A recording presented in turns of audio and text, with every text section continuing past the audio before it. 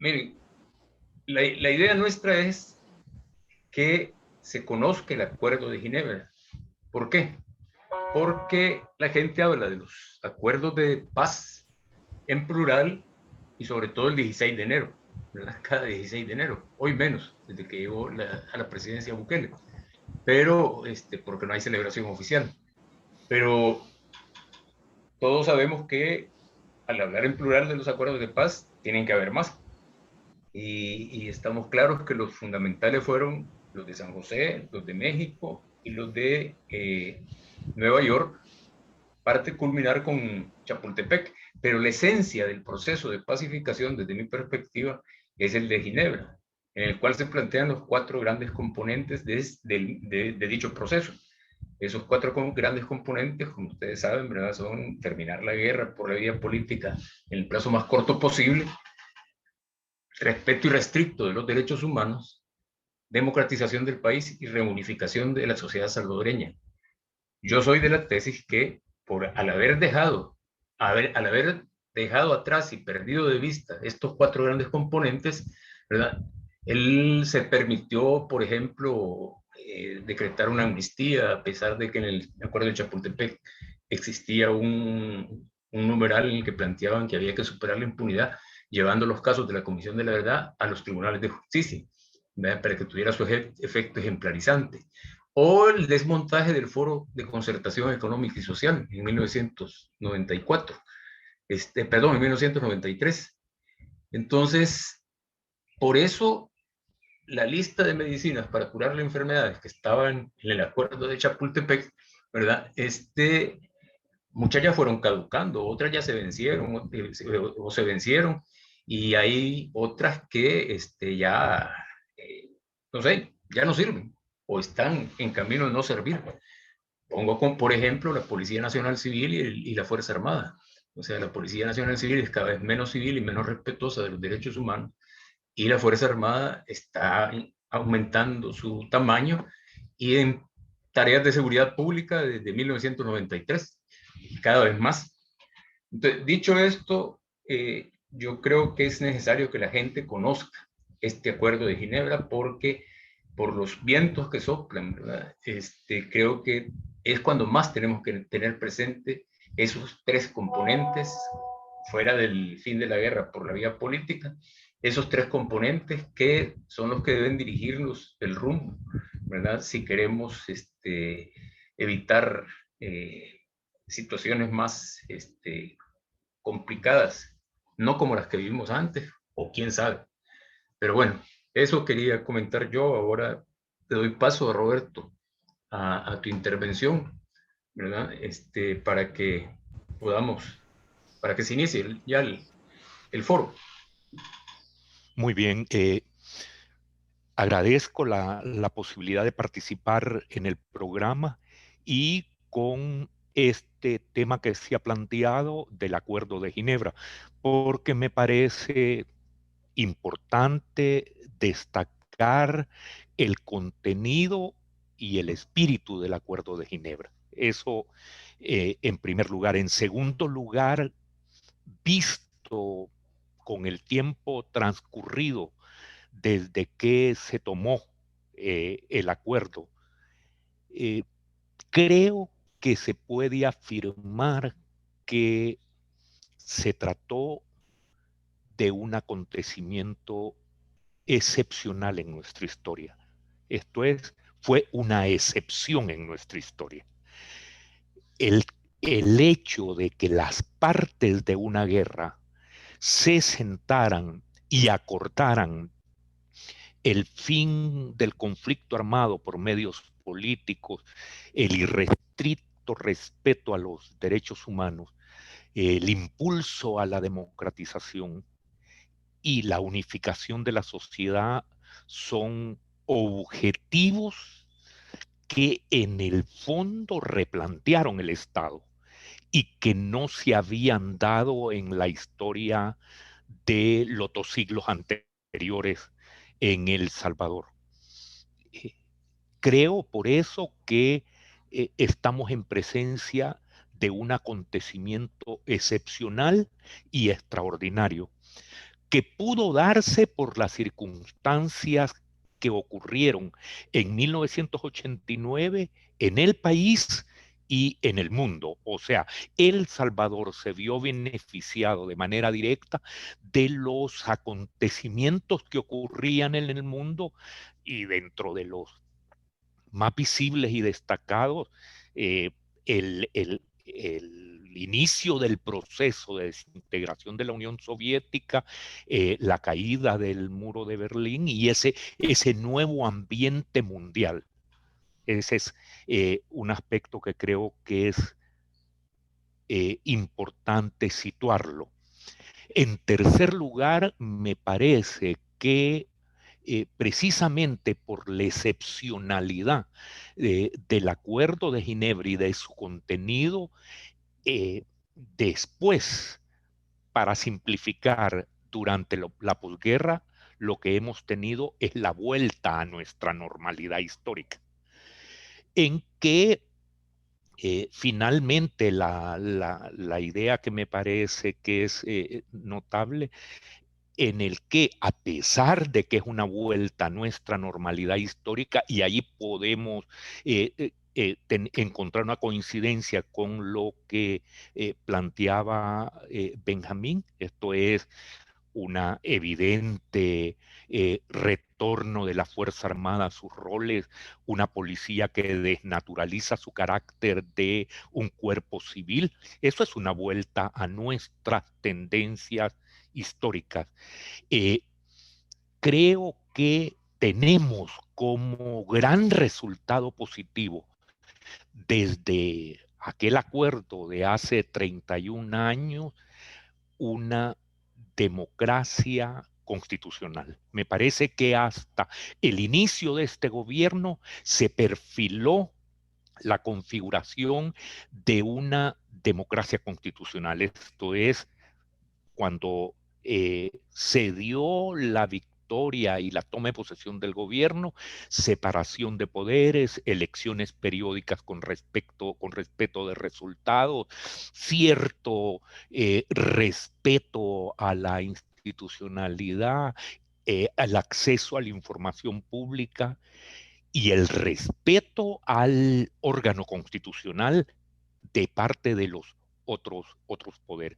Entonces, ese hecho positivo ocurre mientras se daba esa vuelta a nuestras tendencias históricas de dirimir todos los conflictos por medios violentos, y de hecho, poco tiempo después de los acuerdos de paz, ya teníamos y tenemos una guerra nueva en el país como la expresión de esa vuelta a esas tendencias históricas. Entonces, eso me parece, en términos resumidos, que se puede señalar como algunas hipótesis en este tiempo transcurrido desde los acuerdos de paz, una excepcionalidad indiscutible en nuestra historia que probablemente hemos estudiado poco, cuando es que debió haber sido hasta una asignatura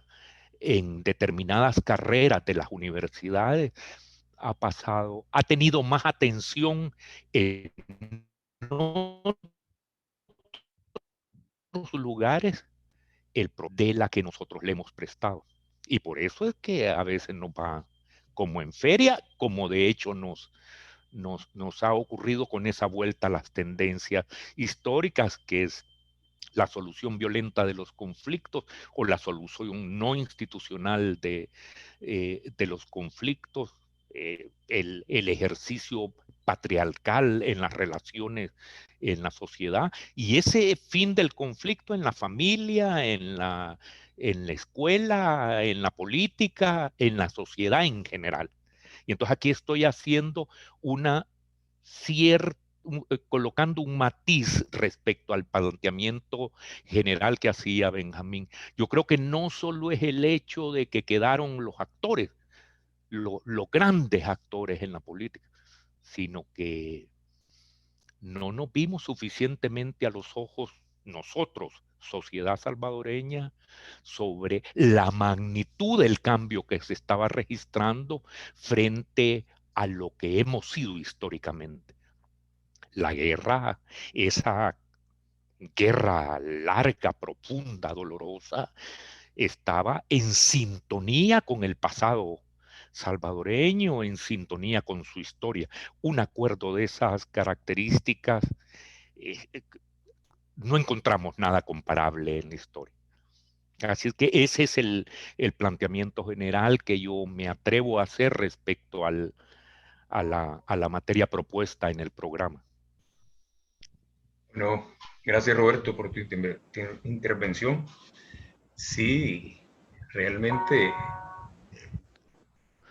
realmente creo que no se apreció, ¿verdad? Como bien decías, la magnitud de lo que había ocurrido. No se dieron, también yo creo que hay que agregarle que no se dieron a conocer esos componentes del proceso de pacificación, se le dio prioridad a lo inmediato, que era importante también. Pero bueno, ahora yo quisiera pasarle la palabra, bueno, le paso la palabra a Sonia Ivette. Sonia Ivette Sánchez, economista, docente, miembro de la Junta Directiva del Grupo de Monitoreo Independiente de El Salvador. Es todo tuyo. El micrófono, Sonia. Muchas gracias, buenos días a la audiencia. Gracias por la oportunidad de realizar algunas reflexiones en torno a los acuerdos de Ginebra. Y respecto de eso, estamos a 31 años después de Ginebra y yo he titulado estas reflexiones como que ha llegado la hora de la transformación real. Un poco citándote, Benjamín, y también comprando las tesis de Roberto.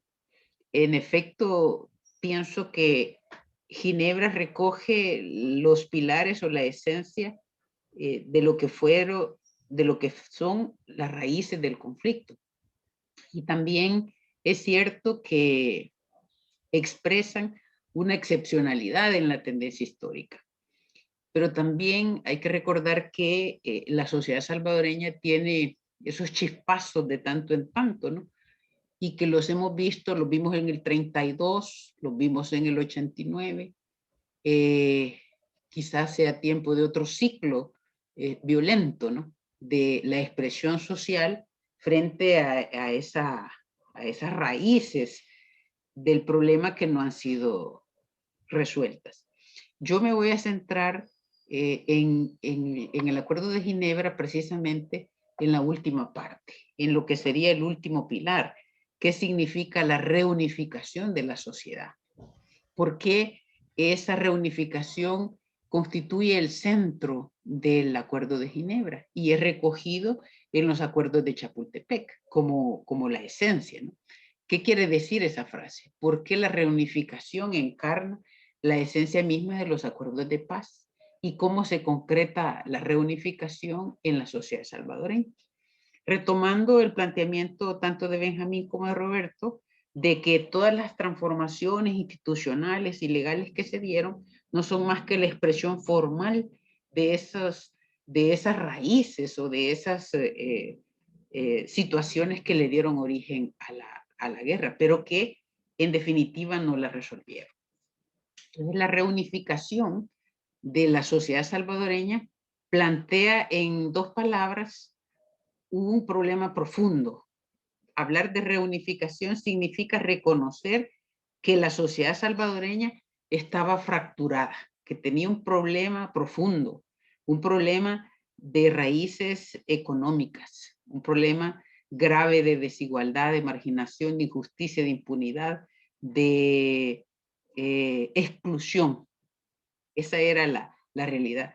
La razón por la cual se torturaba, se persiguió, se masacró y se realizaron ejecuciones forzosas es por la demanda de la sociedad por sus derechos, por acceder a la solución de los problemas de su vida. Y entonces cuando hablamos de reunificación, hablamos de ir al fondo de qué es lo que nos garantiza esa organización social que tenga a la base, dicen los acuerdos de paz, la reunificación tiene como requisito el desarrollo económico y social sostenido. Eso dicen los acuerdos de paz. Y para eso incluso se plantean reformas constitucionales y legales, ¿verdad? De todo el marco legal e institucional orientado a modificar esa organización social generadora de los conflictos. Entonces, tenemos acá un punto de gran importancia. En la parte económica que se reconoce en los acuerdos de paz, se habla de abordar al menos 4 situaciones. El tema de la propiedad de la tierra, el problema agrario, el tema del crédito, el tema de el foro de concertación económica y el plan de reconstrucción. Y las partes que firmaron el acuerdo coinciden en la necesidad de ofrecer orientaciones básicas, dicen ellos, ¿verdad?, que permitan generar la estabilidad social necesaria en el periodo de transición de la guerra a la paz, de consolidar la paz y de avanzar hacia la reunificación de esa sociedad que se concibe y se reconoce fracturada. Entonces el tema agrario parte de la idea de que se deba transferir tierras a los campesinos y a los pequeños productores agrícolas y que el Estado deba de trasladar esos activos a los que están en un lado de la ecuación que genera el conflicto. Entonces la tierra es concebida como la fuente generadora de riqueza, como el activo capaz de asegurar los satisfactores del campesino, de los agricultores pequeños y de sus familias para proporcionarles el desarrollo. Y por tanto es el elemento central para desmontar la fuente del conflicto. Es importante entonces preguntarse si en aquel momento, aunque fuese excepcional, se reconoce que el acceso a activos, llámese tierra, era un requisito indispensable para propiciar el desarrollo, ¿cuáles son los activos en este momento que se reconocerían, que reconocería la sociedad salvadoreña para generar riqueza y que pueden permitirle al salvadoreño, a la salvadoreña acceder al ansiado desarrollo y que ese desarrollo económico y social además sea sostenible? Entonces, se reconoce esto, ¿no? El crédito también está, el crédito agropecuario, se le confieren al Estado facultades para que garantice el acceso al crédito y que el sistema financiero nacional cuente con los recursos suficientes para atender las demandas crediticias de ese sector agropecuario que requiere, que demanda desarrollo, y en especial de la micro y pequeña empresa, la pequeña producción campesina, incluyendo las cooperativas del sector reformado y no reformado. Y además se establece la posibilidad de modificar todo el marco jurídico e institucional que propicie el desarrollo agropecuario. Y se prevé asistencia técnica, recursos financieros, aunque fuese proveniente de la cooperación externa. Se crean entonces algunas, toda una modificación institucional. Como medidas de compensación para resguardar a la población de los efectos del ajuste estructural iniciado en el 89, se prevé, por ejemplo, proteger al consumidor y eliminar monopolios. En ambos casos, con posterioridad, esto da origen al aparecimiento de dos instituciones nuevas, la Defensoría del Consumidor y la Superintendencia de Competencia. Como resultado también de esos programas, ocurre que para alivio de la pobreza se generan programas de transferencias y de respaldo a los sectores más afectados por los programas de ajuste. Y nacen entonces los programas de compensación, que todavía subsisten, ¿no? Como la alimentación escolar, los subsidios directos, etcétera, etcétera. La tercera medida y la mencionó también Roberto, es el Foro de Concertación Económica y Social, de una conformación tripartita, Estado, empresa privada y sector obrero, laboral, con su propia organización y con capacidad para modificar la estructura jurídica e institucional que propiciara o facilitar la toma de decisiones para alcanzar el desarrollo. Poco tiempo después, como al año posterior, se elimina, desaparece el Foro Económico. Su extinción debería significar la superación de los problemas que le dieron origen, ¿no? Para los cuales fue creado. Pero evidentemente eso no ocurrió. Y el último aspecto que se plantea en los acuerdos es el plan de reconstrucción. Y este plan de reconstrucción habla explícitamente de impulsar el desarrollo integral. En primer lugar y prioritariamente de las zonas de conflicto y de los excombatientes y de la población civil afectada por el conflicto, pero no exclusivamente, sino prioritariamente, y que fuese extensivo a la sociedad. Eso, además de reincorporar a los miembros, ¿verdad?, del conflicto a la vida civil, institucional y política, incluir programas de becas, de empleo, pensiones, programas de vivienda, instalación de empresas, necesidad de crear oportunidades de empleo masivo, aumento de la producción de alimentos, y gozar de una promoción prioritaria de parte del Estado. Promover actividades agrícolas, pecuarias, pesqueras, forestales, industriales, agroindustriales, etcétera, y la prestación también de servicios sociales e iniciar una reconstrucción y rehabilitación de la infraestructura económica del país. Como se fijan, no es arbitrario por qué me detengo en estos aspectos, en la medida que siguen estando vigentes. Entonces, hemos hablado de historia, pero hay una especie de déjà vu y no, si abstraemos los 30 años que han pasado, a 30 años de Ginebra, ¿verdad? En el año 2020, el mundo y El Salvador fue embestido por la pandemia, ¿verdad?, del COVID. Y la pandemia del COVID reveló la persistencia de aquellos problemas estructurales sin resolver. Y además reveló la profundidad de las acuciantes desigualdades. Y en muchos casos es una revelación de la profundización de las desigualdades. Y a esa desigualdad estructural sin resolver se van agregando otros problemas acumulados por la pandemia. Y eso se expresa en un decrecimiento brutal, dramático, que no sufríamos ni siquiera en los tiempos de la guerra, que nos ubica en un rezago de más de un siglo. Tenemos también otras crisis, otros problemas, como son la época lluviosa. Nos trajo el año pasado ETA e IOTA, que impactaron severamente toda la región centroamericana, y nosotros sufrimos poco, pero se siente, ¿no? La crisis medioambiental que vive el país se expresa en una escasez de agua potable, de agua limpia, y que está presente en la vida nacional a través de todas esas demandas ciudadanas de los principales centros densamente poblados que demandan agua.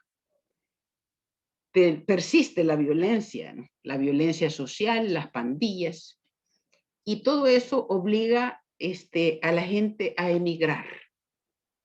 Tuvimos el día de ayer la presencia de un enviado especial, ¿no?, para abordar ese y otros temas en la región. Entonces, en suma, 31 años después de Ginebra, seguimos teniendo pobreza, desigualdad y falta de oportunidades para el desarrollo de la vida. Entonces, luego de estas 3 décadas de avances y de retrocesos, de avances, llamémosle institucionales, formales o jurídicos de respeto matizado, ¿no? A la información pública, a los derechos humanos, a los roles institucionales, a la separación de poderes, y aunado a la época post-pandemia. Y vamos a hablar de, entre comillas, de una época de post-acuerdos de paz, o una época donde hay que renovar los acuerdos de paz. La sociedad salvadoreña aún requiere ser reunificada. Esa, digamos, es la tesis central que presento. Demanda ser reconstruida en su esencia económica, generadora del conflicto. Eso no se ha resuelto. Entonces urge remover las raíces que dieron origen a esa guerra fratricida.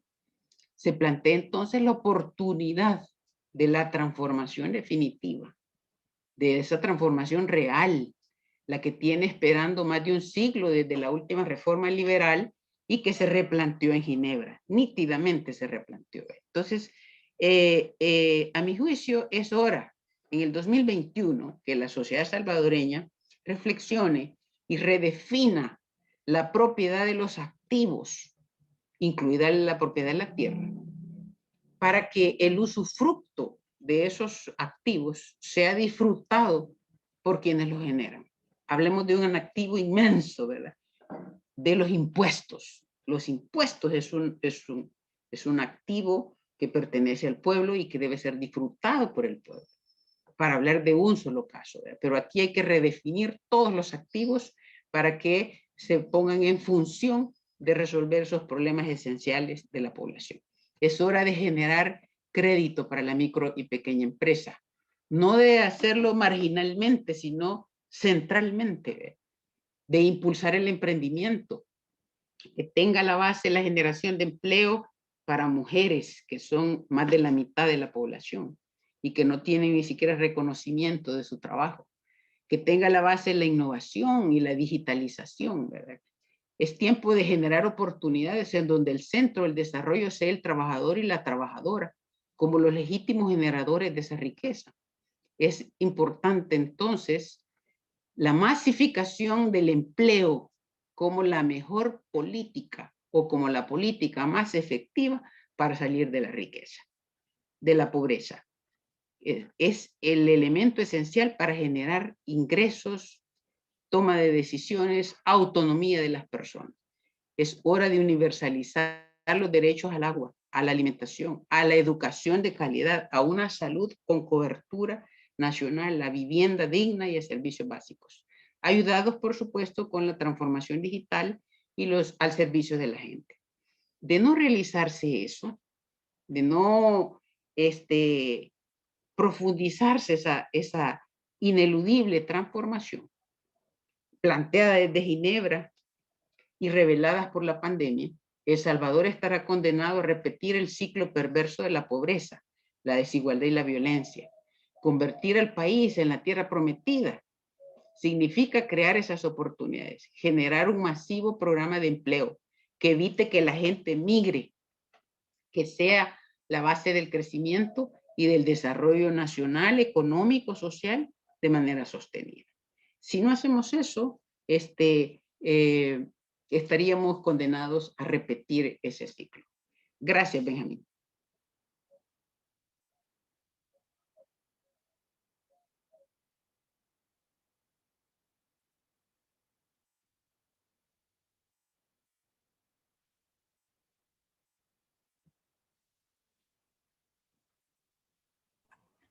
Tiene cerrado su micrófono, Benjamín.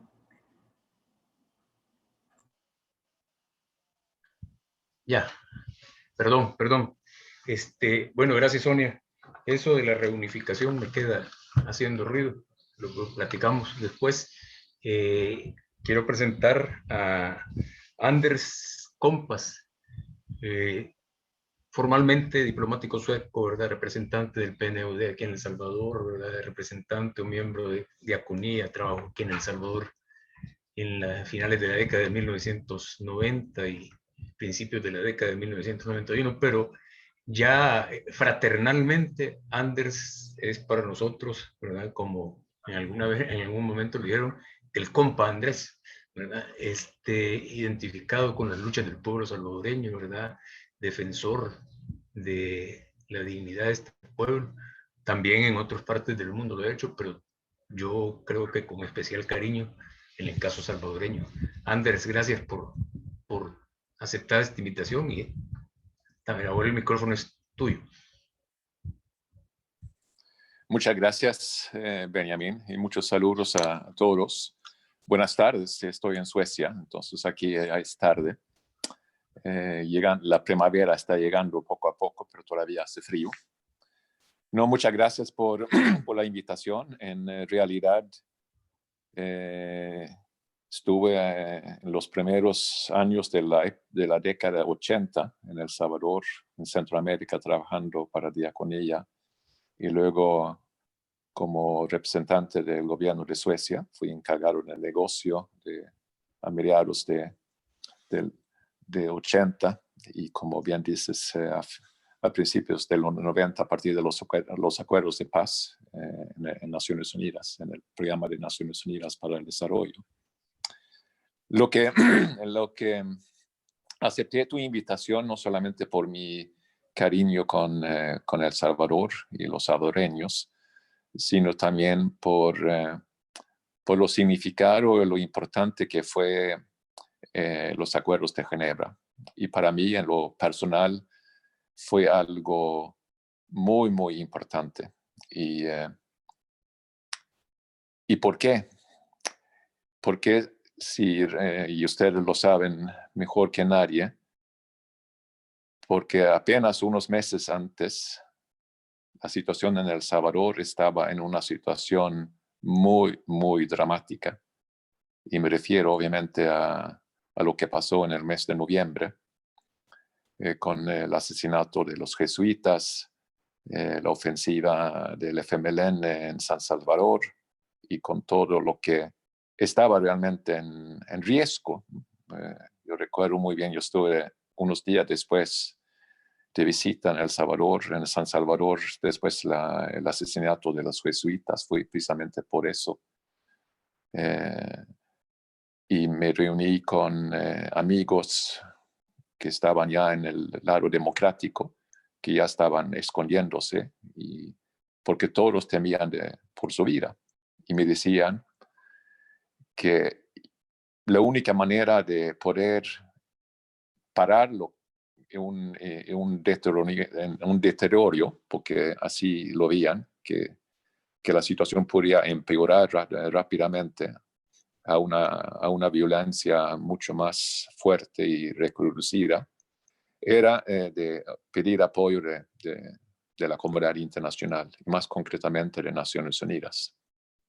Porque recordamos que había habido varios intentos de diálogo, esa palabra que fue tan cuestionada durante muchos años, inclusive una mala palabra para muchos, hablar del diálogo.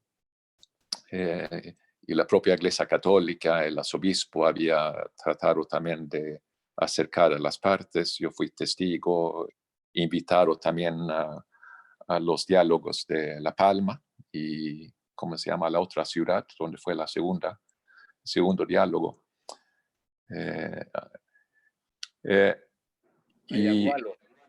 Ayagualo, exactamente, muchas gracias. Entonces, la situación en noviembre parecía muy, muy dramáticamente mal. En una situación también de la región, que creo que también es importante que recordamos hoy cuando estamos otra vez hablando en términos de la región, o por lo menos de los 3 países del norte de la región. Pero la situación en Centroamérica en este tiempo estaba muy mal. Hay que recordar lo que estaba ocurriendo en Honduras, con los contras, el conflicto con Nicaragua, las tensiones en Nicaragua y las tensiones obviamente entre El Salvador y Nicaragua y también con Honduras. Y en diciembre, el 10 a 12 de diciembre, hubo la reunión de los presidentes. Hay que recordar que en esa época se reunía cada 6 meses los presidentes centroamericanos dentro del marco de Esquipulas, el proceso de paz de Esquipulas II. Y el anfitrión en esta reunión en diciembre era Oscar Arias, el presidente de Costa Rica, y la reunión fue afuera de San José, en un lugar creo que se llama San Isidro Coronado. Y Oscar Arias me invitó a ser parte de su comitiva costarricense. Estoy hablando un poco de cosas que no he dicho muchas veces antes.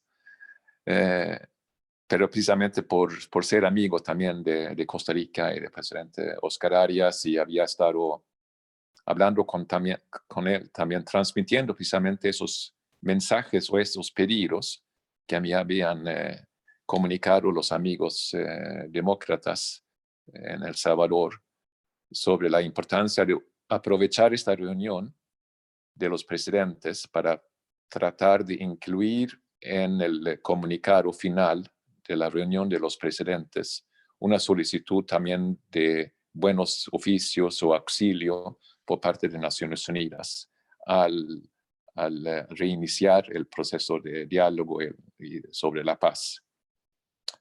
Y la reunión fue muy, muy tensa, también a nivel personal. Obviamente el presidente Cristiani vino muy afectado por el ataque que creo que su propia casa presidencial había sufrido por parte de los ataques del FMLN, y su propósito de la reunión era obviamente pedir apoyo y solidaridad de sus colegas presidentes. El presidente Ortega de Nicaragua vino con un propósito de condenar a Honduras por la presencia de los contras.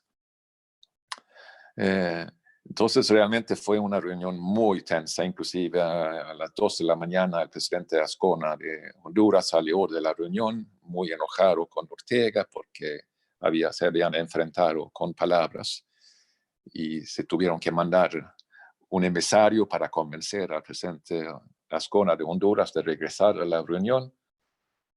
Bueno, no se durmió nada durante prácticamente 2 noches. Y al final, en el comunicado, en la declaración de San Isidro Coronado, está en la página web, si Google se encuentra toda la declaración, que refleja muy bien la situación en la región. Y obviamente el presidente Cristiano obtuvo una condena hacia el FMLN, que para el FMLN después fue muy difícil de aceptar.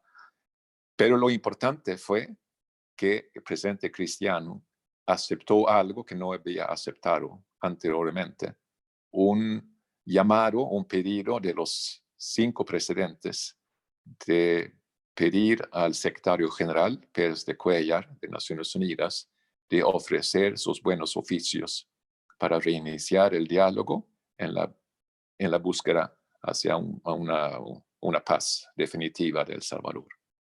Eso fue a mediados de diciembre. Y que tan poco tiempo después, que el 4 de abril, se logró firmar este acuerdo de Ginebra.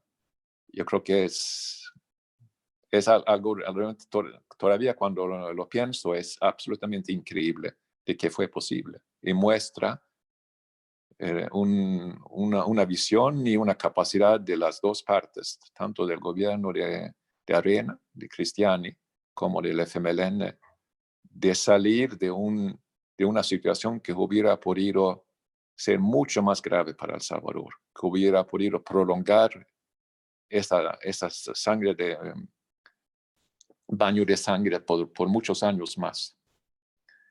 Y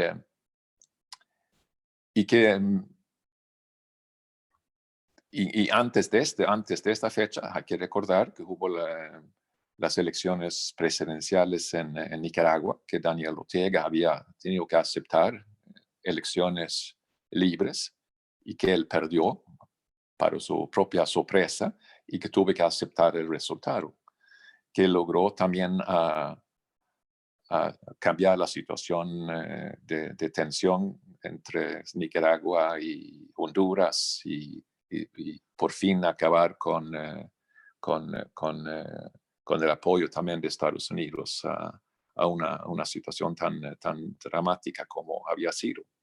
Y como Roberto bien lo decía, que ya también la situación estaba ya por cambiar en el mundo con la finalización de la Guerra Fría, la desaparición de la Unión Soviética, la caída del muro de Berlín. Entonces, esto ayudó obviamente a después crear una situación más propicia para las negociaciones, que también en un contexto internacional, si comparamos con otros conflictos, fue realmente un proceso de negociación bastante corta. Desde el 4 de abril 1990 hasta el 31 de diciembre 91 fue realmente muy corto, y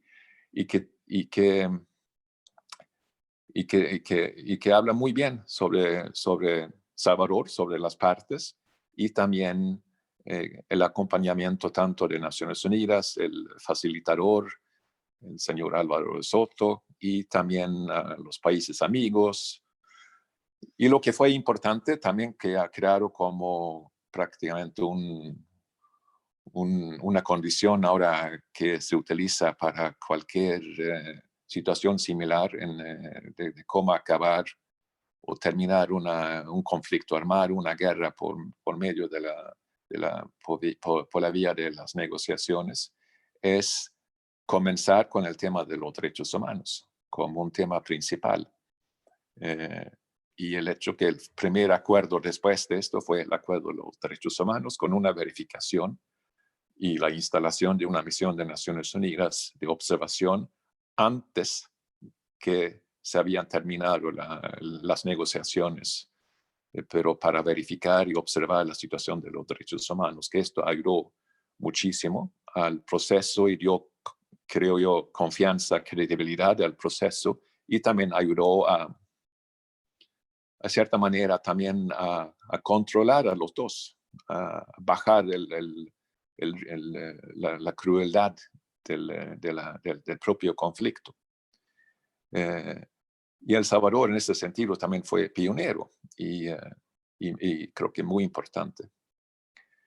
Entonces yo creo que las lecciones aprendidas para la situación actual, no quiero referirme directamente a la situación interna de El Salvador, porque usted lo han expresado mucho mejor que yo, pero creo que a nivel regional hay lecciones muy importantes de cómo se puede trabajar con el acompañamiento y el apoyo tanto de las organizaciones multilaterales como Naciones Unidas, por ejemplo, pero también de los países amigos, tanto de la región americana como también, por ejemplo, de Europa.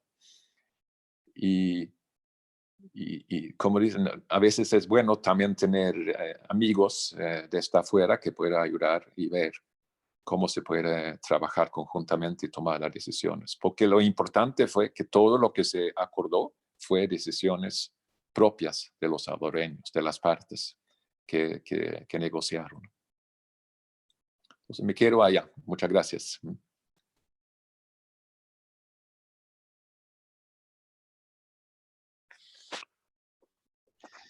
Siempre se me olvida encender el gol. Gracias, Anders, por tu intervención. Me ha recordado muchas cosas también, ¿verdad? Y ciertamente en la cronología de la violencia que aparece incluida en el informe público de la Comisión de la Verdad, se registra eso que decías, que después del acuerdo de San José sobre derechos humanos, ¿verdad? La tendencia a la baja de las violaciones fue evidente, ¿verdad? Entonces, sí creo que lastimosamente ahora hay quien dice que los acuerdos de paz fueron una farsa, ¿verdad? Que la guerra también. Por eso es que creo que es importante esta reflexión, que la vamos a difundir, así, porque se está grabando. Roberto Turcios tiene que salir dentro de 5 minutos, 5 minutos. Entonces quiero aprovechar, Roberto, para plantearte dos cosas como historiador. O sea, una es el ruido que me hace a mí el prefijo re, o sea, reunificar O sea, se reunifica algo que estaba unido, ¿verdad? Pero que de repente se rompió esa unión y hay que reunificarla. Y la otra cuestión es que yo siempre he sostenido, Roberto, que la rueda de la historia de El Salvador se mueve, pero se mueve en el mismo lugar, ¿verdad? Y cíclicamente toca fondo. ¿Y por qué se mueve en el mismo lugar?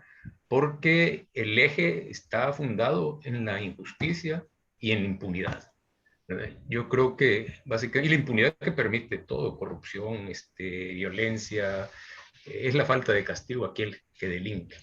Entonces, quisiera conocer tu reflexión al respecto, Roberto. Muchas gracias, Benjamín.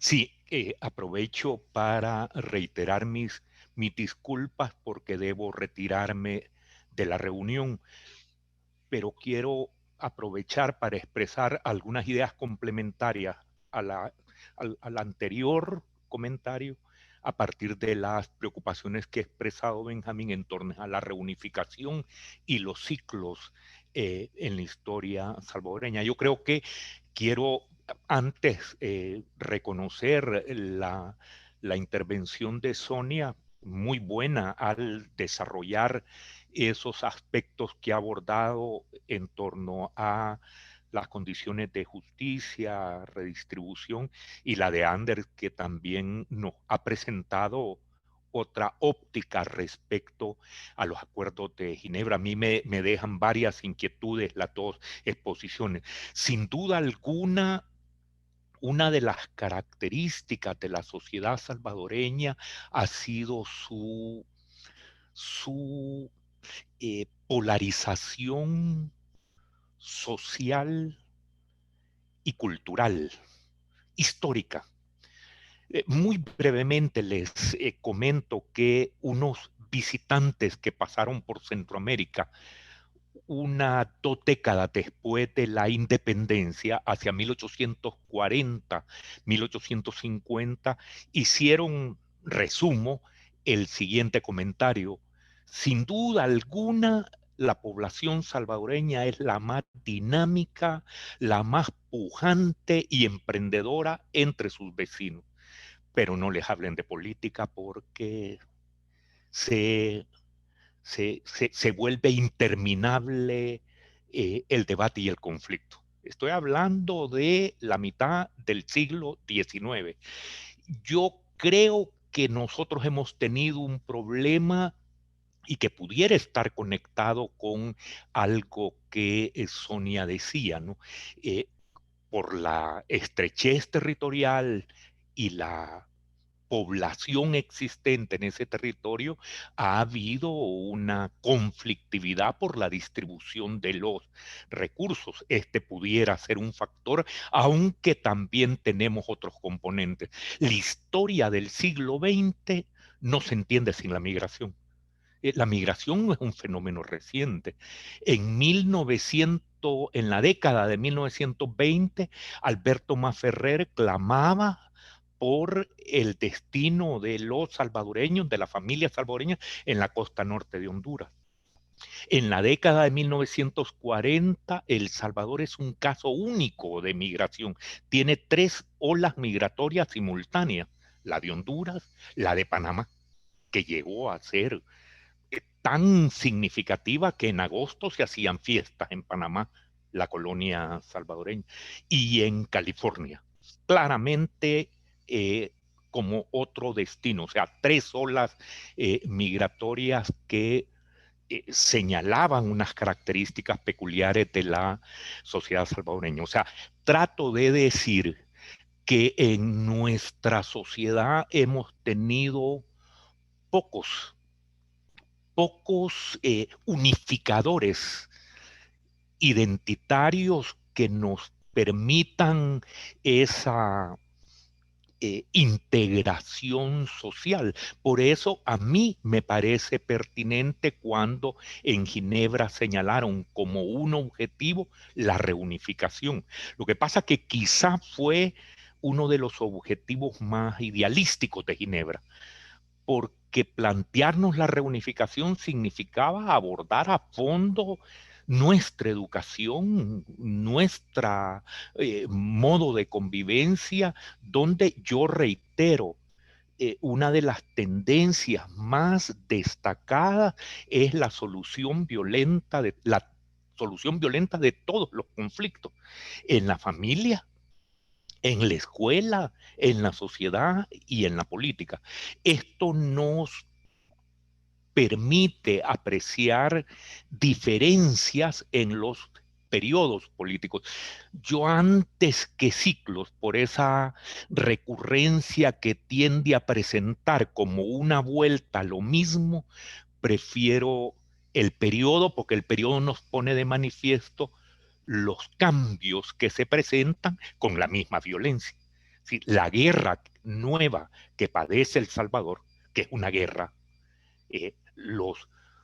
hay corrientes en las ciencias sociales que tienden a verlas como una guerra nueva, la de la guerra de las pandillas. Fíjense, a 2 años del acuerdo de paz, ya en San Salvador hubo evidencia de la presencia notable y significativa de pandillas fundadas en Estados Unidos, creadas en Estados Unidos.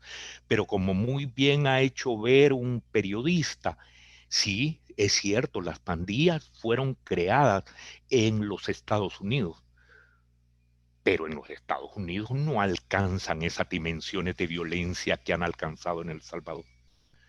Y en este sentido, y trato de concluir con esta idea, alguna de las personas mencionó como comentario que el diálogo sigue siendo un término prohibido en El Salvador. Y creo que si no encaramos de frente el fenómeno pandilleril, incorporando términos como ese, no tenemos salida al problema. El problema está latente. Todos sabemos que hay algunas medidas que se han impulsado que tienen latente el problema, pero el problema está allí. Y lo vemos con esos picos de violencia que se producen reiteradamente. O sea, yo resumo estas inquietudes, que los comentarios que planteó Benjamín, tanto de respecto a la reunificación como ciclos, en que démonos cuenta de la peculiaridad a que da lugar ese acuerdo de Ginebra que, como señaló Anders, logró en un tiempo corto una solución política al conflicto armado, que en nuestro caso significó la fundación de la democracia constitucional. ¿Cómo es eso? Que en nuestra sociedad una guerra permite el desarrollo democrático. Es un contrasentido que los sujetos principales de la guerra fueran los impulsores de un proceso de democracia en el país. Creo que nos señala las características de nuestra sociedad. Así es, en efecto. La democracia ha sido fundacional porque no tuvimos vida democrática antes. De manera que de una guerra se pasa a una fundación de un régimen político distinto al autoritarismo y distinto a la dictadura. Entonces, nos sigue señalando, mientras está ese fenómeno de la democracia fundacional en El Salvador, y por tanto muy voluble y muy variable, no tenemos cultura democrática. No es como en Sudamérica, en nuestro caso. En Sudamérica regresaron a una convivencia democrática que habían tenido y habían perdido. Nosotros no habíamos tenido convivencia democrática antes. Nunca en nuestra historia, sino hasta 2011, se produjo el desafío constitucional al presidencialismo. Eso ocurrió en El Salvador en 2011. Y los órganos del Estado acataron, hicieron berrinche y todo, pero acataron la sentencia constitucional en 2011. En 2011 fue esa frontera en donde se puso de manifiesto, como decía yo, el mejor producto al que se llegó desde Ginebra. Creo que, como Anders señaló, en materia de derechos humanos, por primera vez el Estado, fíjense, en medio de la guerra, le dio la cara a los derechos humanos y asumió, sí, las dos partes somos violadores de derechos humanos. Aceptemos una oficina internacional que contenga esta tendencia recurrente a la violación de los derechos humanos. Ese reconocimiento al lugar de los derechos humanos, y en segundo lugar, ese impulso a la solución política y a la democratización de la sociedad fueron objetivos que cristalizaron y se volvieron tangibles en nuestra sociedad. En cambio, el otro, el de la reunificación, creo que habrá razones para seguirle dando vueltas y buscarle los distintos ángulos de abordaje nacional e internacionalmente. Yo te felicito por la iniciativa, Benjamín, felicito a Sonia, a Anders y al grupo que está impulsando estos foros. Me parecen muy buenos y creo que habrá que buscarles una materialización, porque termino señalando esto, una idea que expresé antes. Otra tendencia histórica en nuestra sociedad es el menosprecio a los conocimientos. Eso es recurrente en nuestra historia. Tenemos un siglo de migración a la vista. En nuestras familias nos hablan del abuelo que se fue a la costa norte de Honduras o de la familia de un tío que se fue a trabajar en el canal de Panamá. Y no tenemos programas especializados de estudios de la migración.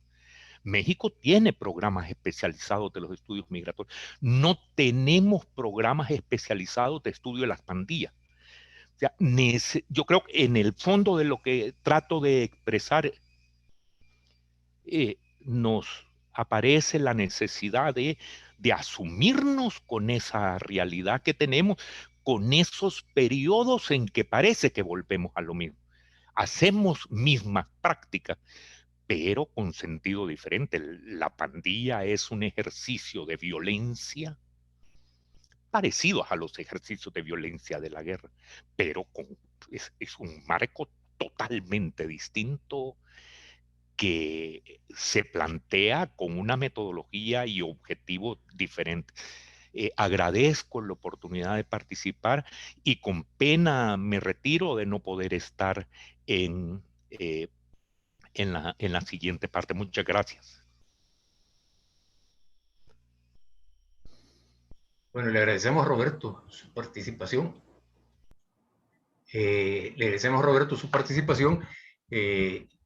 Con este recuento que hiciste histórico de la migración, ¿verdad? Yo ahora concluyo que el papá de Juan José Dalton, que aquí nos acompaña, ¿verdad? Roque, con su poema de amor le hizo una oda a la migración salvadoreña. Gracias, Roberto, de nuevo. Fíjate que es muy bueno ese comentario que acabaste de señalar, Benjamín, porque a mí me parece de esos aspectos complejos de nuestra sociedad. El arte, la sensibilidad poética, captó el fenómeno y la dimensión del fenómeno. Sí. Dalton y Salarroé lo captaron. Salarroé con el de la pianola, que van para la costa norte y se la roban. Sí. Y mata al que lleva la pianola. Y el poema son reconocimientos de algo. Los que lloraron borrachos por el himno nacional, los primeros en sacar el cuchillo. Los reyes de la página roja. O sea, captó. Castellano dice, en El Salvador el cadáver es el mensaje.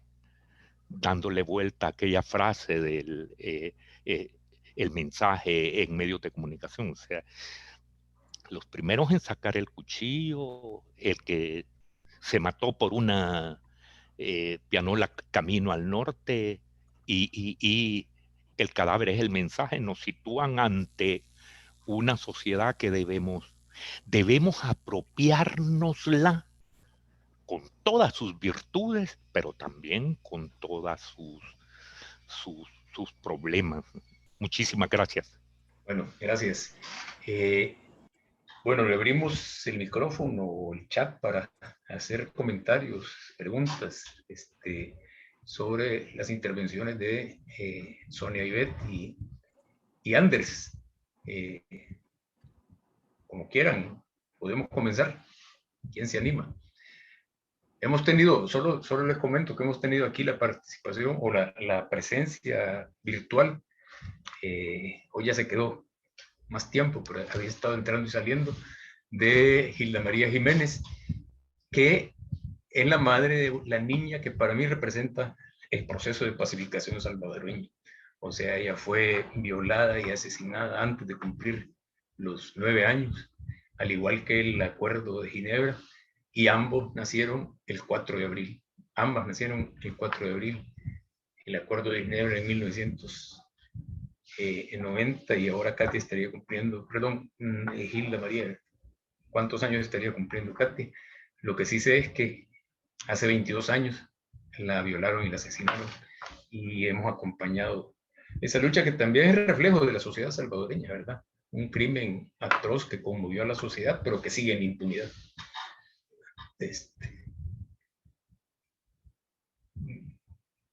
¿Alguna participación?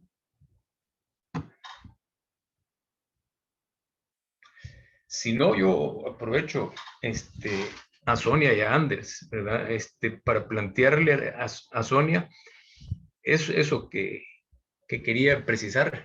O sea, vamos a reunificar la sociedad salvadoreña, una sociedad que nunca ha estado unida, ¿verdad? Ese es el gran desafío. Vamos a buscar puntos que unan a esta sociedad, ¿verdad? Me pareció excelente que hayas retomado el tema económico y social del Acuerdo de Chapultepec, porque precisamente empieza con eso, con la reunificación de la sociedad y planteando que eso requiere, como bien decías, el desarrollo económico y social sostenido del país. Eso significa acordarse de las mayorías populares excluidas, ¿verdad? Y sometidas a la injusticia. Y otra cosa, Sonia, al final de la introducción del tema económico y social se dice que si bien la filosofía u orientación general de la política económica del gobierno, que el Frente no necesariamente comparte, no son objeto de este acuerdo, ambas partes coinciden en la necesidad de ofrecer algunas orientaciones básicas que permitan generar la estabilidad social necesaria en el periodo de transición, consolidar la paz y avanzar hacia la reunificación de la sociedad salvadoreña. Termina con eso de nuevo. El Frente se oponía a esa política, pero a final de cuentas, cuando fue gobierno, terminó dándole continuidad, fuera de algunos programas sociales que ya habían iniciado con la administración Saca, se mantuvo el modelo económico. Quisiera oír tu comentario de ambas cosas, de la reunificación y de esto que te mencionaba. Por último. Bueno, mira, mi conclusión después de Ginebra y de los acuerdos de paz e incluso como resultado de los efectos de la pandemia es que lo que da origen a la guerra y lo que da origen también, lo que explica las migraciones, es que el país no puede ofrecer las oportunidades para la realización humana. Nadie se va del país por el espíritu aventurero, para ir a probar suerte a otra parte, porque se siente incómodo acá. Se va porque donde está no se ofrecen las oportunidades para su realización.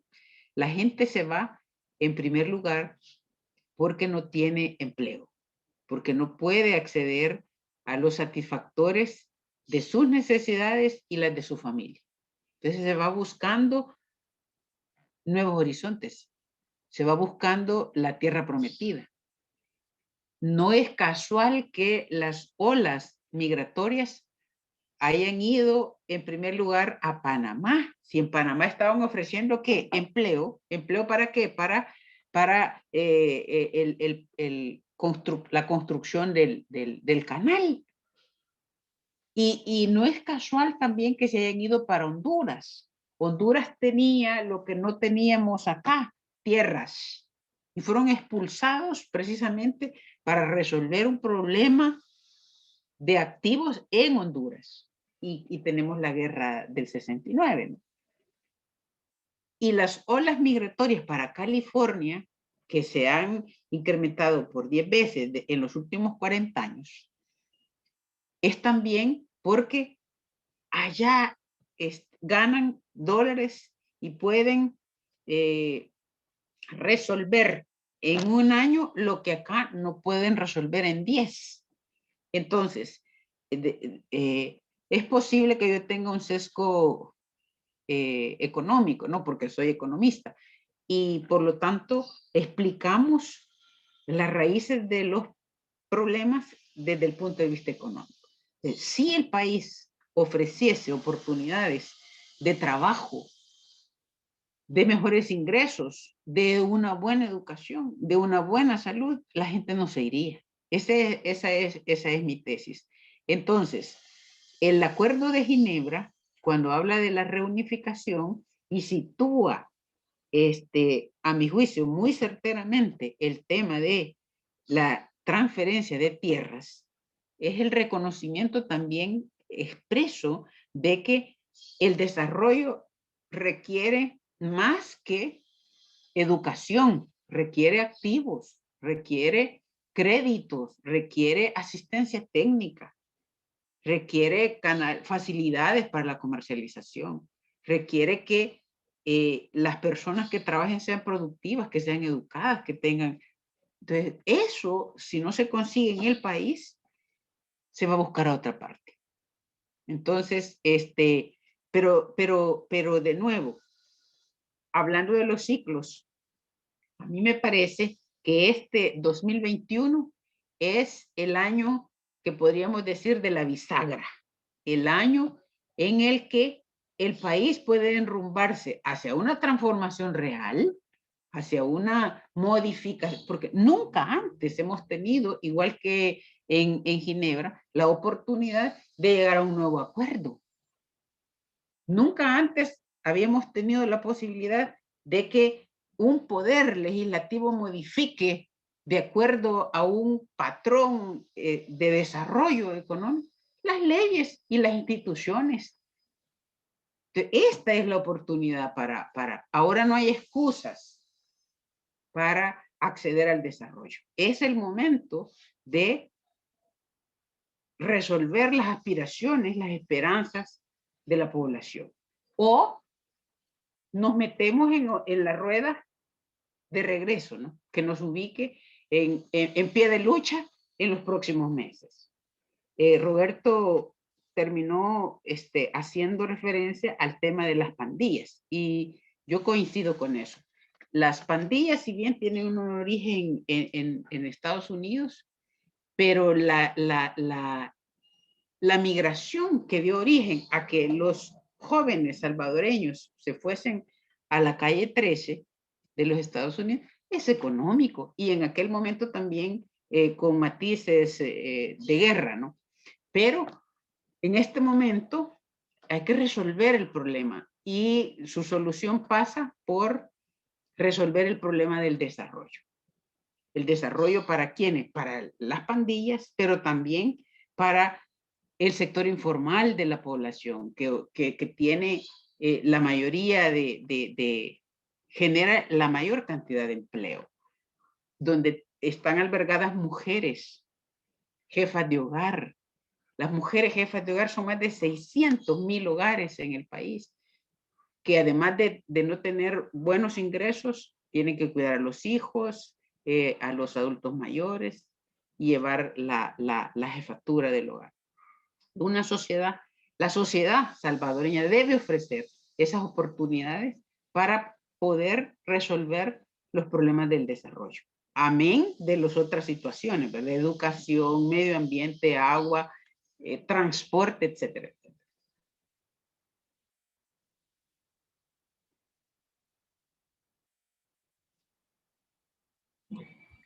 Benjamín no tiene micrófono. Ya.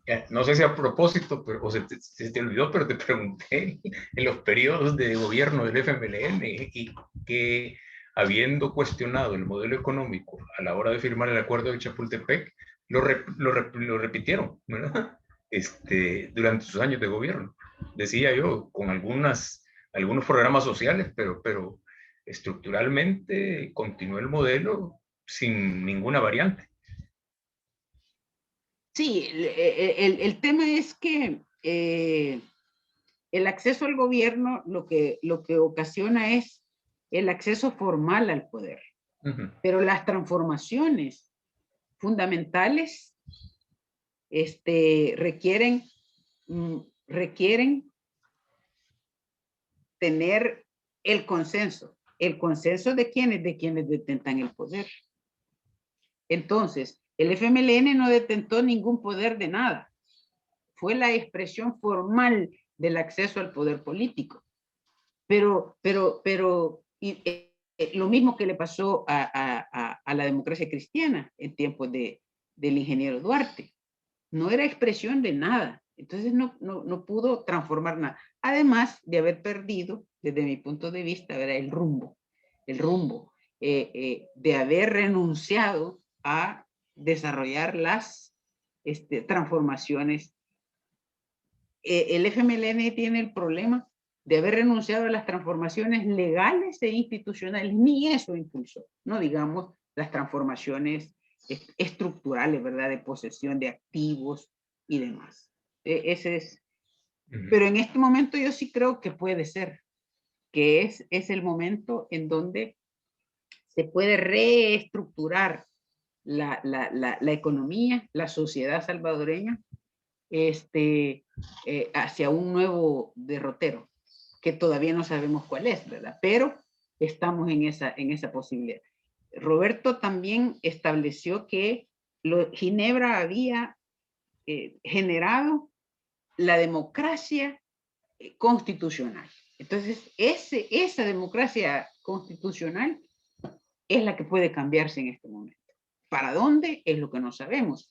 El tema es que la sociedad tampoco puede estar aquí inactiva, inerte, esperando que otros decidan por ella, ¿no? Sino que debe expresarse y manifestarse respecto de cuáles son sus demandas. Y sus demandas son, ya lo dije, empleo, agua, seguridad, medio ambiente, comida, educación, salud, etcétera, etcétera.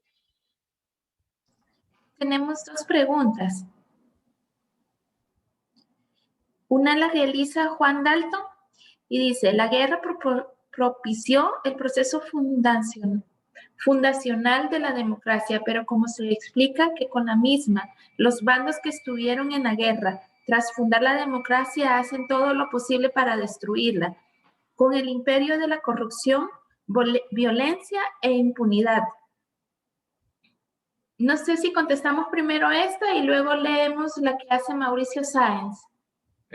Quizás veamos esta, o sea, cómo se explica que con la guerra, los bandos que estuvieron en la misma, tras fundar la democracia, hacen todo lo posible para destruirla con el imperio de la corrupción, violencia e impunidad. No sé, Anders, a la distancia, probablemente no estás tan empapado el detalle de lo que está ocurriendo en el país, pero en líneas generales creo que estás enterado. ¿Cómo responderías o qué comentarías al respecto?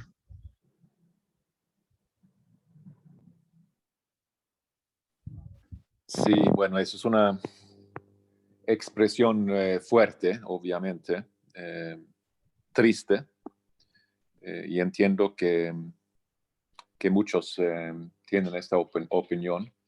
Para mí es muy difícil valorar si esto realmente fue el propósito o el hecho sino yo creo que Lo que sí concuerdo es también el mismo sentido de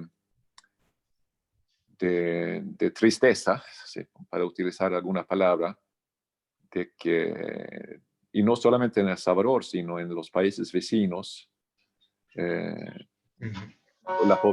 pobreza sigue siendo tan elevada y tanta gente está sufriendo tanto, y que yo creo que obviamente la esperanza, por lo menos, yo creo que mucha gente de los propios países con la finalización de los conflictos, la esperanza era obviamente tener una vida mejor para ellos y para sus hijos y nietos.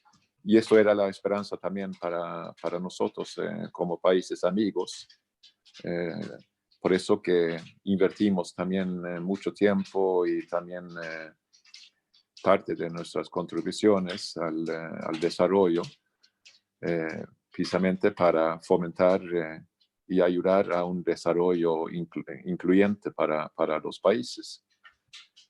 Yo creo que como dije y como Roberto también mencionó, el contexto internacional políticamente, la finalización de la Guerra Fría, como lo conocemos, y este nuevo entorno que se vivió al principio de los años 90, como favoreció políticamente la salida de los conflictos en Centroamérica, el consenso económico, si se puede decirlo así, no favoreció realmente un desarrollo incluyente.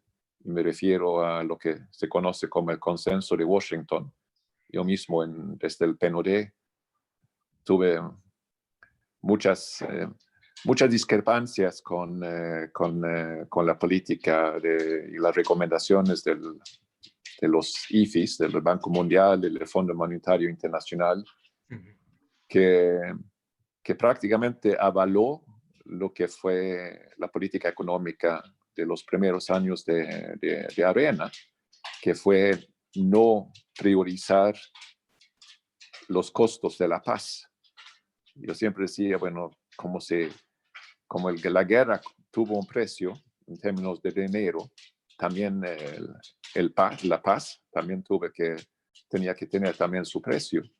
O sea, había que invertir en programas sociales, en programas económicos, para precisamente ayudar a fomentar un desarrollo que podía mejorar la vida de la gente más pobre. Y la política económica no tuvo esto como propósito, y lamentablemente el FMLN no pudo cambiar esto, porque hubo una fuerte, entiendo yo, oposición, no solamente de Arena, cuando Arena estaba en la oposición, sino también del sector privado.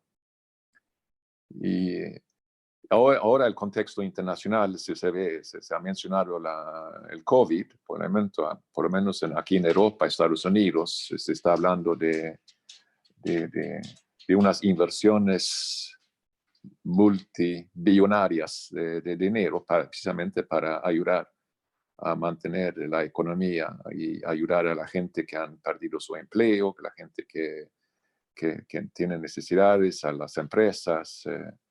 Entonces, ya cuando hay voluntad política y cuando hay necesidades, se puede realmente hacer las cosas, pero repito, lo que fueron los primeros años, que los primeros años son tan importantes después de un acuerdo de paz, pues siempre que no había que poner en peligro la estabilidad económica, no había que poner en peligro la tasa de inflación, además con un sesgo ideológico, que no había que apoyar a los que habían estado cerca o participando directamente en el conflicto, y esto un gravísimo error y una gran tristeza y una tarea pendiente realmente, y como ya ahora la nueva administración en Estados Unidos reconoce que es la pobreza, pero también, como se mencionó en esta pregunta, obviamente la corrupción, y la malversación de los fondos, que es una gran razón por qué la gente pierde la esperanza de quedarse en sus países y busca una vida mejor en otro país, en ese sentido, en este caso Estados Unidos. Gracias. Tiene su micrófono apagado, Benjamín. No me acostumbro. Gracias. Un saludo para Frank Larue, que se ha incorporado a este foro. Frank, ¿qué tal? Miguel Tomás Castro, pastor, ¿qué tal? Sí, mira, saludar a todos y a todas aquí en este conversatorio, y muchas gracias, Benjamín, por la invitación, y saludar a los compañeras Sonia, Roberto, Anders. Saludos, Anders, por sus aportes, ¿verdad? Valiosísimos. Y bueno, muy provocador todo esto que se ha puesto en la mesa, ¿verdad? Porque estábamos pensando, no se remonta a los momentos aquellos. O sea, la guerra había que buscarle una salida porque nos afectaba a todos. Y aquí se olvidó mencionar un elemento que a mí me parece que fue también un factor que le dio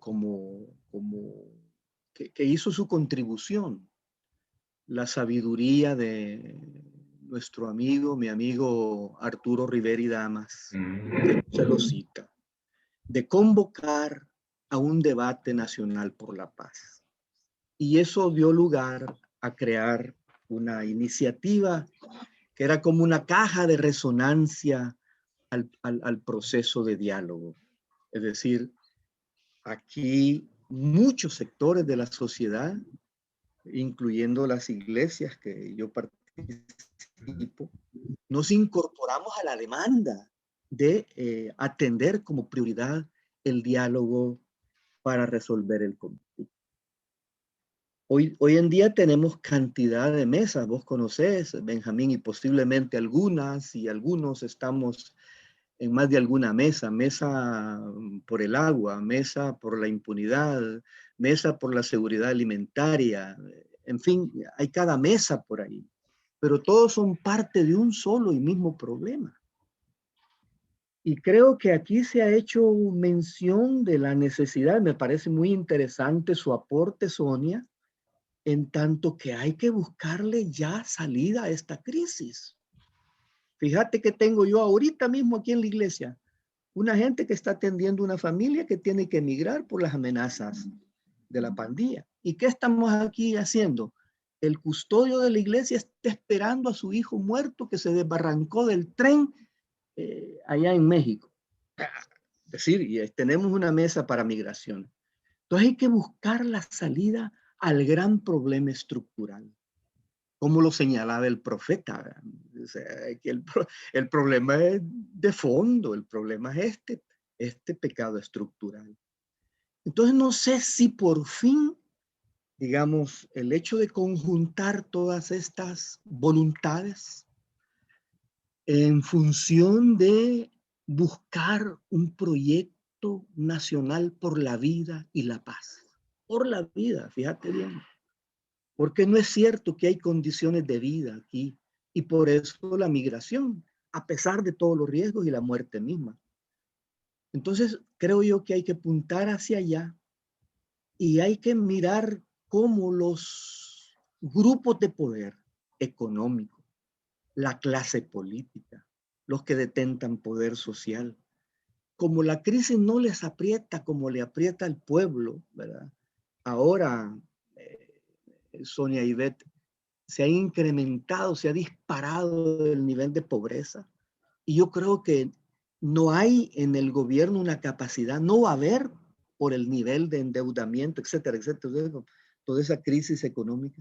Entonces es un problema nacional, es un problema de todos, que debemos de buscar la manera de cómo concursar para que se posibilite que como salvadoreños todas discutimos el futuro de este país, que se hace pedazos todos los días, se desmorona el futuro. Así que yo quiero agradecerte, pero tengo en espera esas familias que necesito atender. Claro, el debate nacional. Aquí lo tenés. Mira qué grueso. Sí, no es tanto el grosor o lo... No, digo, no, grueso de contenido. Sí, pero ese es el tema. Y yo te agradezco y espero que haya otra convocatoria. Me están esperando unas familias aquí que te menciono, que están atendiendo. Y te agradezco del alma porque esto significa como levantar la vista por encima de los problemas cotidianos que afectan los diferentes sectores de la vida nacional. Y yo creo que en buena medida la respuesta la tenemos los salvadoreños, ¿verdad? Eso es lo que creemos, yo eso es lo que creo, que unidas nuestras voluntades podemos posibilitar tiempos de cambio, como señalaba Sonia, muy bien, en vista a reivindicar un proyecto nacional por la vida que incluya a todas y a todos. Muchísimas gracias, Benjamín, y un saludo. Gracias. Muchas gracias, Miguel. Qué gusto verte. Gracias, Miguel. Gracias, Anders, y te recuerdo, ya sabes cómo, ¿verdad? Y con gratitud. Yo también a ti. Un gran abrazo. Bueno, muchos saludos. Igualmente, hermano. Gracias. Marina. Vamos a continuar con la pregunta de Mauricio Sáenz. Dice, ¿qué efecto se puede estimar ante la actitud del gobierno respecto al proceso de guerra? El primer gobierno del FMLN pide perdón en el Mozote y este actual gobierno visibiliza la guerra como el peor error de la historia en El Salvador.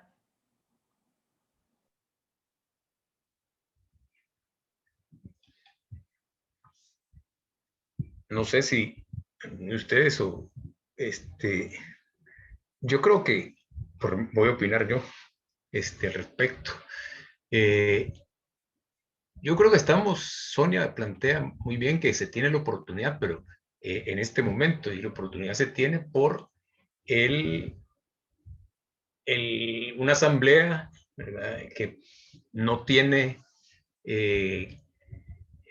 tendrá oposición a aprobar una ley del agua, no tendrá oposición a aprobar una ley de reconciliación nacional, etcétera, etcétera, una ley para... pero ya vemos las actitudes del actual presidente. Ese es mi comentario. Ya vemos una actitud que viniendo un delegado importante de Estados Unidos, ¿verdad?, para el Triángulo Norte, el responsable de la política de Estados Unidos en el Triángulo Norte, y ofreciendo $2 millones para reforzar la Comisión Internacional, la Comisión, sí, sería, sí es Frank, ¿verdad?, en Guatemala era Comisión Internacional contra la Impunidad en Guatemala, la CICIG. Entonces en El Salvador tendría que ser Comisión Internacional contra la Impunidad en El Salvador, sí es. Pero frente a una foto que dio el actual presidente, a una foto donde están varios, entre ellos varias organizaciones, entre ellas FESPAD, que es convocante también a este foro, que están pidiendo o proponiendo reformas al modelo de comisión de CICIES que se ha impulsado, ¿verdad? Tratando de quitarle, o sea, de la injerencia al Ejecutivo en esta, y han hecho una serie de propuestas. Solo al ver, ayer lo dijo en un tuit, porque ese es su lenguaje, su forma de comunicarse, dijo, solo con ver los logos de esas organizaciones y los medios que están difundiéndolo, ya sé que eso no sirve. No es textual lo que estoy diciendo. Pero entonces ya sabemos lo que van a sacar. Entonces, Sonia, perdón, Mauricio, es un joven presidente bastante ególatra, que dice lo que se le ocurre, muchas veces lo dice a propósito para provocar. Creo que te referís, Mauricio, a lo que dijo en el Mozote, ¿verdad? Relacionado con que la guerra había sido una farsa y que los acuerdos habían sido una farsa también. Yo me remitiría a Anders para plantearle, bueno, eso que dijo, contrastándolo con lo que decía Anders, que el proceso salvadoreño ha servido para solucionar otros conflictos, ¿verdad? Yo nunca me atrevería a decir que fueron una farsa los acuerdos, ¿verdad? Ni la guerra. Eso es una falta de respeto para sus víctimas. Pero sí me atrevería a decir que el cumplimiento de los acuerdos, sobre todo a partir de la aprobación de la ley de amnistía y del desmantelamiento del Foro de Concertación Económica y Social, empezó a perder el rumbo. Empezó a perder el rumbo, ¿verdad? Pero los acuerdos no fueron una farsa y la guerra no fue una farsa. Entonces, ¿por qué te mencionaba, Sonia? Porque a mí me preocupa que esa oportunidad sea otra oportunidad desperdiciada, como la fue la del golpe de Estado del 15 de octubre de 1979, como lo fue el fin de la guerra y los acuerdos, perdón, los acuerdos de paz, empezando por el de Ginebra y terminando con Chapultepec, y ahora esto que dicen que es la refundación de El Salvador. No sé si con eso, Mauricio, respondo, pero o dejo más inquietudes. Vamos a continuar con los comentarios que se dieron durante el foro. Yolanda Cativo, la palabra diálogo continúa siendo una palabra prohibida en el país. Tal pareciera que no hemos aprendido la lección. Actualmente no hay diálogo y los pocos espacios que tenían han sido cerrados desde el 1 de junio del 2019. Ana María Echeverría también puso un comentario. Encemos malos a la RUE captó esa violencia que caracteriza a la sociedad salvadoreña, como nos recordó también Roberto en un cuento doloroso y genial. Luego nos realizó otro comentario. Saludos, soy Irma Serrano. Lo que Sonia ha señalado se puede considerar como una plataforma de reclamos ante el Estado salvadoreño de incumplimiento de los acuerdos de paz. Si bien lo que señala Turcio sobre la migración como fenómeno constante de la sociedad salvadoreña en estos momentos visibiliza el fracaso social de los acuerdos. Mario Maida nos dejó también su comentario. Saludos, el audio de este foro se repetirá en Radio La Clave el sábado 10 de abril a las 10 a.m. y el concierto de hoy se transmitirá en directo hoy a las 7 p.m. Y el último comentario, Yolanda Cativo. ¿Y de qué servirán leyes no consensuadas con la sociedad? En realidad no se puede esperar ante una asamblea legislativa que por las luces estará supeditada al Ejecutivo. Estos son todos los comentarios. Bueno, yo quisiera reaccionar así brevemente a algunos aspectos. A mí me parece que Benjamín acierta en el sentido de que efectivamente la Asamblea Legislativa puede o está en posición de aprobar lo que quiera. Entonces, respecto al comentario de Irma, donde dice que mi presentación puede ser considerada como una plataforma de reclamos ante el Estado salvadoreño, yo diría que la forma en la que he querido plantearlo es más bien como los requerimientos mínimos o la plataforma básica de la que hablan los acuerdos de paz. Es decir, que desde mi punto de vista, si eso no es abordado, entonces las leyes no tienen contenido y las instituciones tampoco tienen sujeto, jurisdicción. Creo que corresponde a la sociedad salvadoreña, y por sociedad salvadoreña vamos a entender esa masa global de trabajadores, pero también su expresión organizada. Los acuerdos de paz reconocen el papel de las organizaciones de la sociedad civil y reconoce también su vinculación con la cooperación externa. Lo que no debemos olvidar es que el rol o el papel de la sociedad civil o de las organizaciones de la sociedad civil es también alumbrar las transformaciones. Cuando Miguel Tomás habla de la existencia de distintos foros, de distintas mesas, es una cuestión genial que hay que materializarla y llevarla hasta las últimas consecuencias. No es posible que sean mesas solo para conversar o discutir como un monólogo, sino que la expresión de esas demandas tiene que presentarse a la Asamblea Legislativa. Si la Asamblea Legislativa es la expresión de la voluntad popular, tienen que recoger también las demandas ciudadanas. Entonces yo más bien plantearía como la agenda mínima de la sociedad frente al gobierno. ¿Qué es lo que la sociedad debe tomar la palabra? ¿Y cómo va a tomar la palabra? Pues haciendo propuestas concretas respecto a qué requiere. Y requiere trabajo, requiere agua, requiere facilidad de condiciones que eviten la migración, requiere condiciones para su seguridad. Y luego, sobre la colita esta que dices, la migración como fenómeno constante de la sociedad salvadoreña visibiliza el fracaso social de los acuerdos de paz. Yo diría que no, que la migración tiene, como se ha manejado, unas raíces mucho más profundas, que están, desde mi punto de vista, a la base de la solución precisamente de estos problemas que se han centrado en el trabajo, en las oportunidades, en la tierra prometida. Entonces, en realidad, los acuerdos de paz nos marcan un periodo inédito, un periodo de transformación y que Roberto calificó como de democracia constitucional y que ha sido exitoso y que ha sido retomado por otros países en el mundo. Yo pensaría que debiéramos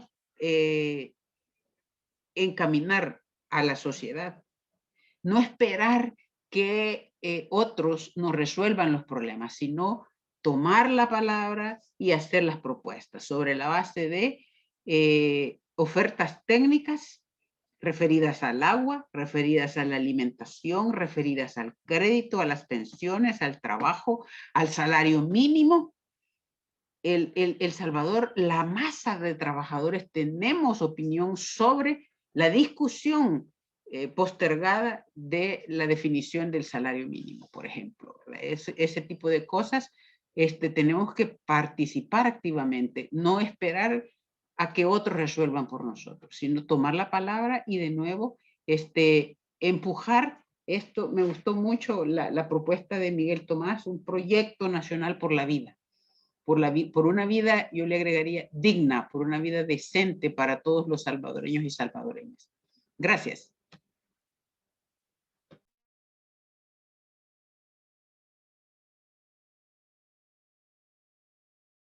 No tiene su audio, Benjamín. Perdón. Hay otros comentarios. El último comentario que recibimos de Yolanda Cativo, bueno, el punto de la señora Sánchez es muy optimista. Envidio ese optimismo. Reforma fiscal, pensiones, pregunta.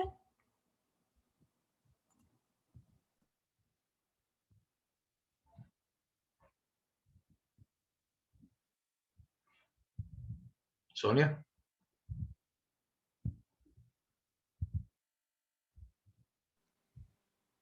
Hemos tratado de abordar que el tema de la agenda mínima es un tema esencial porque toca en profundidad el origen del conflicto. ¿Qué lleva a El Salvador a agarrar las armas, a tomar las armas para resolver los problemas? Y lo lleva la exclusión, lo lleva la pobreza, lo lleva la incapacidad del país de resolver los problemas de la gente, los problemas comunes, los problemas cotidianos. Antes de trabajo, de educación, de alimentación, ahora estamos hablando de lo mismo, solo que si en el 80 hablábamos de 4 millones de personas, ahora estamos hablando de 6 millones de personas, pero en esencia los problemas son los mismos. ¿Cómo lo vamos a resolver? yo diría que no es una camándula de recetas, no es un recetario, ¿verdad? Como lo vamos a resolver, sino que es con una discusión franca, profunda, técnica, organizada. ¿Por qué no va, la sociedad va a estar supeditada, subordinada a la discrecionalidad de 84 diputados? ¿Qué tenemos que decir nosotros como sociedad respecto de las leyes que pretenden ser reformadas? Ahí es donde si es que el camino que se elige, pues es el del diálogo, porque hay otras formas también, ¿verdad? No hay muchas esperanzas de diálogo, porque tampoco hay con quién dialogar y qué plantear, sino que lo único que estamos es expectantes a cuáles son las opiniones, las posturas de una parte, pero la sociedad cómo se expresa, ahí es donde está el gran desafío. Y Miguel Tomás lo planteaba como un proyecto nacional por la vida. Sí, yo sí creo que es para ir cerrando. No sé si Anders tendrá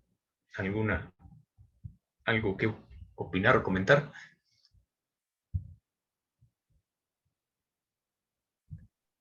No, gracias. Estoy escuchando con mucho interés. Muchas gracias. No, yo quiero realmente agradecer la participación. Llevamos ya casi 2 horas. Ha sido un público, ¿verdad? Pequeño, pero unos aportes muy importantes. Yo sí creo que hay que plantearse un gran desafío que coincide con lo que planteaba Miguel Tomás y lo que plantea Sonibet también. O sea, es la hora de construir un sujeto económico, un sujeto social y político en el país. Sonia hablaba de males que se vienen arrastrando y que son los mismos de la década de 1980 o de inicios de la década de 1980 o de 1970. Yo creo que cuando dijiste eso, Sonia, yo dije, bueno, pero ahora hay otros que no se acarreaban, que es el de la impunidad para las víctimas de atrocidades, la falta de verdad, justicia, reparación, ¿verdad? Y las garantías de no repetición también. Pero después caí en la cuenta que no, que también es un problema que estaba en la década de 1970 y 1980, porque veníamos de la masacre, de la matanza de 1932, que se resolvió, entre comillas, con otra amnistía parecida en julio de 1932, parecida a la que se aprobó después de la guerra en marzo de 1993.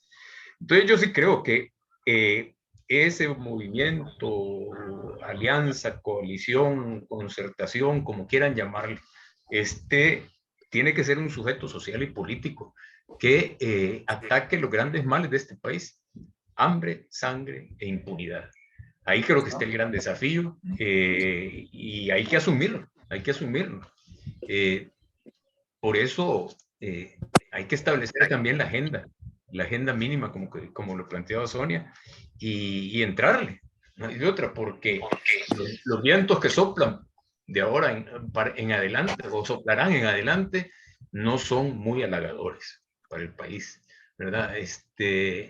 El crédito que tiene el actual presidente Bukele es su popularidad, ¿verdad? Pero una popularidad construida sobre la base de,